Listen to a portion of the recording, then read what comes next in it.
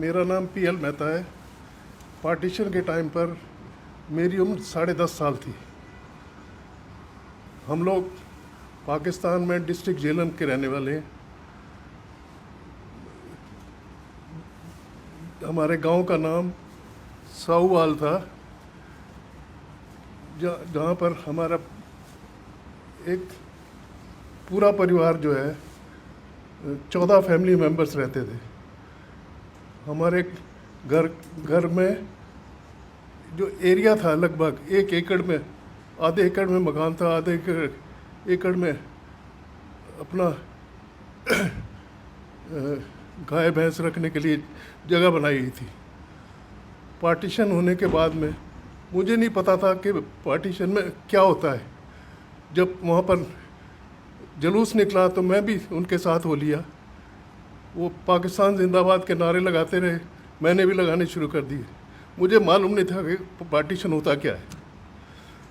लेकिन कुछ समय बाद हमारे पिताजी के मित्र आए।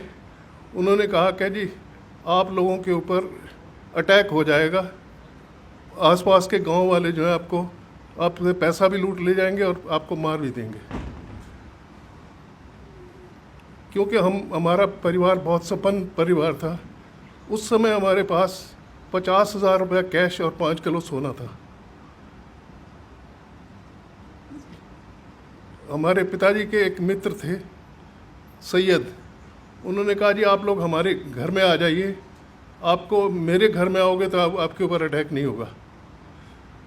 हम लोग उनके घर चले गए। फिर लोगों को कैंप ले जाने के लिए मिलिट्री ने आना शुरू कर दिया। मिलिट्री जब आई तो किसी ने हमारे पिताजी से कहा कि आपसे ये पैसे भी छीन लेंगे और आपका सोना भी ले जाएंगे। तो उन्होंने अपने मित्र के पास सारा पैसा और सोना रख दिया कि आप अगले दिन कैंप में हमें दे जाना, जो 12-14 किलोमीटर था वहाँ से। जब पिताजी कैंप में पहुँचे पूरे परिवार के साथ में, तो उन्होंने कहा ये आपके पैसा आपको मिलेगा नहीं, बिल्कुल एक पैसा नहीं आपको मिलेगा। लेकिन आप लोगों को ताज्जुब होगा कि अगले दिन वो सुबह हमारे सोने से पहले उनका मित्र एक घोड़े के ऊपर खुद आया और एक घोड़े के ऊपर राशन लेकर 1 महीने का वो पिताजी के पास सारा सामान दे गया।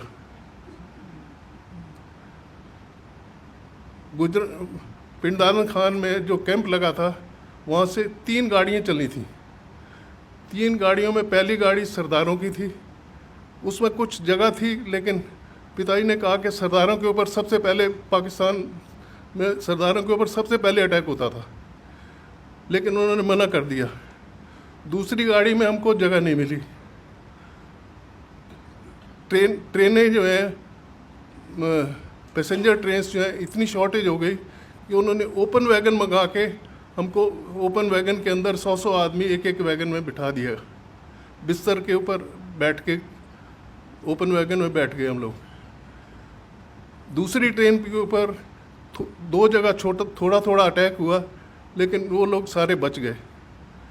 हमारी ट्रेन के ऊपर जो अटैक होना था, वो कामों की स्टेशन पर जब हम लोग पहुँचे शाम को, तो ट्रेन वहाँ सारी रात रोके रखी। और ये महसूस होता रहा कि कुछ लोग जो है ना इकट्ठे हो रहे हैं, स्टेशन के आगे जा रहे हैं। सुबह गुजरांवाले से पुलिस आई। उन्होंने कहा जी आप लोग अपना सारा हथियार हमको दे दो, क्योंकि आप हिंदुस्तान में नहीं ले जा सकते। सब लोगों ने हथियार दे दिए। हमारे साथ बलोच मिलिट्री थी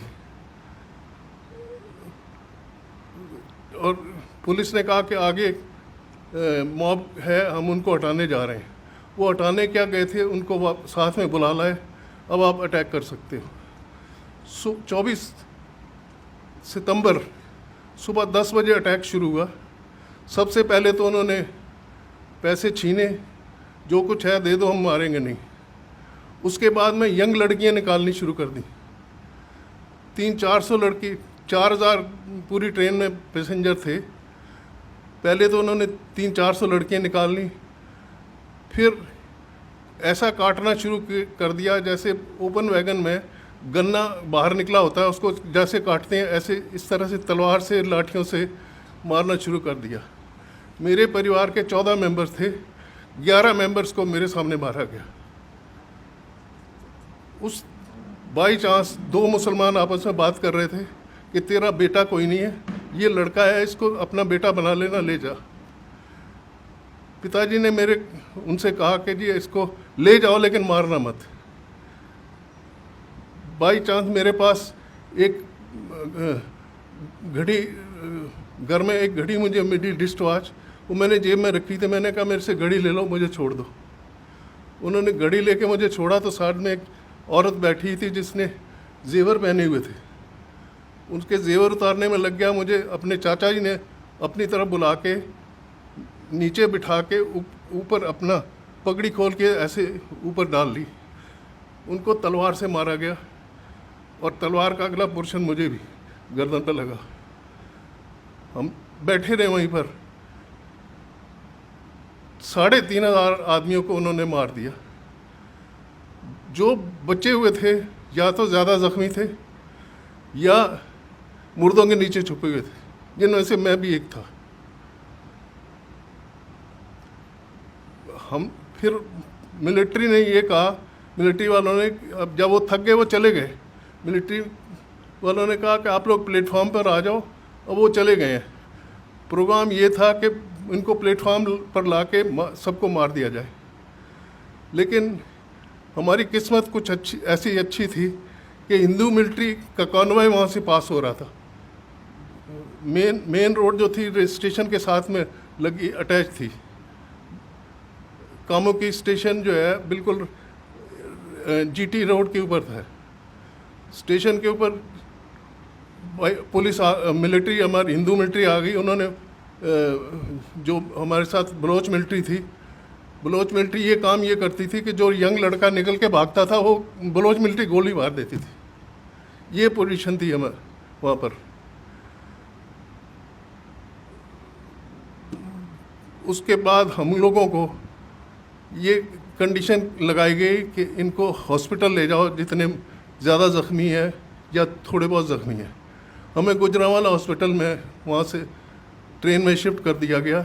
डेड बॉडीज़ की जो ट्रेन थी उसके ऊपर लिखा गया तोहफे to Hindustan to Mahatma Gandhi and Jawaharlal Nehru.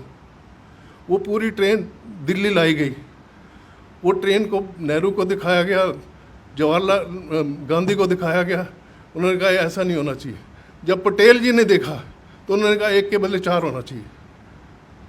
3 train कटने के बाद में पाकिस्तान ने हाथ खड़े कर दिए। ये पोजीशन थी। हॉस्पिटल में हमारी हालत ये थी कि 5-6 वहाँ पर लोअर स्टाफ जो था वो हिंदू था, बाकी डॉक्टर सारे मुसलमान थे। जो ज़्यादा ज़ख्मी थे उनको इंजेक्शन दे के मारना शुरू कर दिया। हिंदू कंपाउंडरों ने सबसे आके कहा कि इनसे ना इंजेक्शन लगवाना ना दवाई लेना, हम ये अभी थोड़ी देर में चले जाएंगे, हम आपको सब ट्रीटमेंट हम करेंगे। हॉस्पिटल में उन बेचारों ने पूरी रात हमारी सेवा करी, सबकी पट्टियाँ करी। मेरे पास जो कमीज़ थी, मेरे चाचा जी को जब तलवार से मारा तो खून से पूरी भर गई थी। वो मैंने कमीज़ उतार के फेंक दी। एक दिन मैं बगैर कमीज़ के रहा। हॉस्पिटल के हिंदू स्टाफ ने मुझे एक छोटी सी कमीज़ ला के दी जो मैंने पहनी। बाई चांस 2 दिन के बाद में जब हमें हिंदुस्तान शिफ्ट करना था तो फ्लड आ गए, रोड्स ब्रीच हो गई। 15 दिन हमको हॉस्पिटल में रहना पड़ा। हॉस्पिटल में हमको 1 रोटी सुबह और 1 रोटी शाम को मिलती थी, जिसके ऊपर दाल डाल के थोड़ी सी दे देते थे। लेकिन हमारी किस्मत थोड़ी सी ऐसी अच्छी थी कि 3-4 दिन के बाद में आरएसएस वालों को पता चला कि यहाँ पर ज़ख्मी आदमी आए हुए हैं। वो गोलियाँ चलते हुए, गोलियों के बीच में चलते हुए वो लोग हम लोगों के लिए कपड़े लेके आए, खाना लेके आए। और एक मुसलमान औरत जो है वो भी खाना बना के लाती थी। हम लोग कहते थे कि इसमें जहर होगा, ये हम नहीं लेंगे। इस वजह से 15 दिन रहने के बाद में फिर हमको ट्रकों में अमृतसर शिफ्ट किया गया। अमृतसर से हमारे मौसा जी जो थे उस समय एसपी पुलिस थे, अम्बाला के, हम लोग वहाँ आए। हम लोग जो है मेहता जो फैमिलीज़ हैं, हम लोग मियाल ब्राह्मण हैं। हमारे जितने पाकिस्तान में जितने हमारे परिवार थे, या तो मिलिट्री में थे या पुलिस में थे या खेती करते थे। आर्मी में हमारे पार्टीशन के बाद में भी हमारे डिस्ट्रिक्ट के 4 आर्मी जनरल्स रिटायर हुए हैं। उनमें से और 2 गवर्नर चंडीगढ़ के जो थे वो भी मेहता फैमिली से हैं। एक मिज़ोरम के लेफ्टिनेंट गवर्नर भी छिबर रहे हैं। पार्टीशन के बाद में हम लोग सारे हिंदुस्तान में बिखर गए। कुछ लोग व्यापार करने लगे, कुछ नौकरी करने लगे, लेकिन हम लोगों ने हार नहीं मानी। कुछ आप ये देखिए, पार्टीशन के बाद में भी हमारे आर्मी में या इंडस्ट्री में सब लोगों ने बड़ी मेहनत करके, मोहन मेकिन जो है वो भी मुयाल मेहता फैमिली से ही है। सिस्टोपिक एक कंपनी है दवाइयों की, जिनका टर्नओवर करीब 300-350 करोड़ है। उन्होंने प्रोफेसर थे चंडीगढ़ यूनिवर्सिटी में, उन्होंने अपनी कंपनी बना ली, उन्होंने दवाइयों की फैक्ट्री खोल ली। कुछ लोग फिल्म लाइन में चले गए, जैसे कि सुनील दत्त, उनका बेटा, और ओम प्रकाश, अनंत बख्शी, ये सारे मेहता फैमिली से बिलोंग करते हैं। हम लोगों ने यहाँ आने के बाद में किसी के आगे हाथ नहीं फैलाया। मैंने 15 साल की उम्र में कमाना शुरू किया था। आज मेरी उम्र 85 प्लस है और मैं अभी तक अपना बिजनेस हैंडल करता हूँ। और लेकिन पुरानी यादें भुला नहीं सकता। कश्मीर फाइल को देख के मुझे खुद महसूस होता था कि जो उनके साथ हुआ है वो हमारे साथ पहले हुआ था, उनके साथ अब हो रहा है।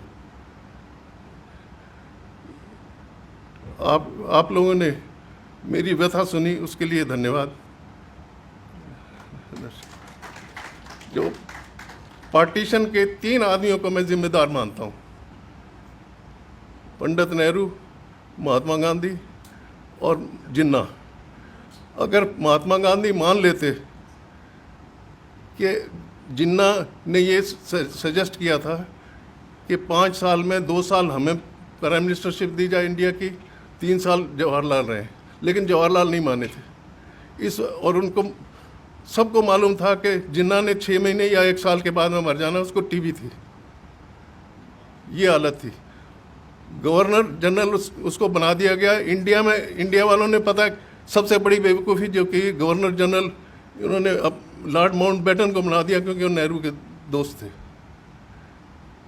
ये बहुत सारी ब्लंडर्स ऐसी हुई हैं।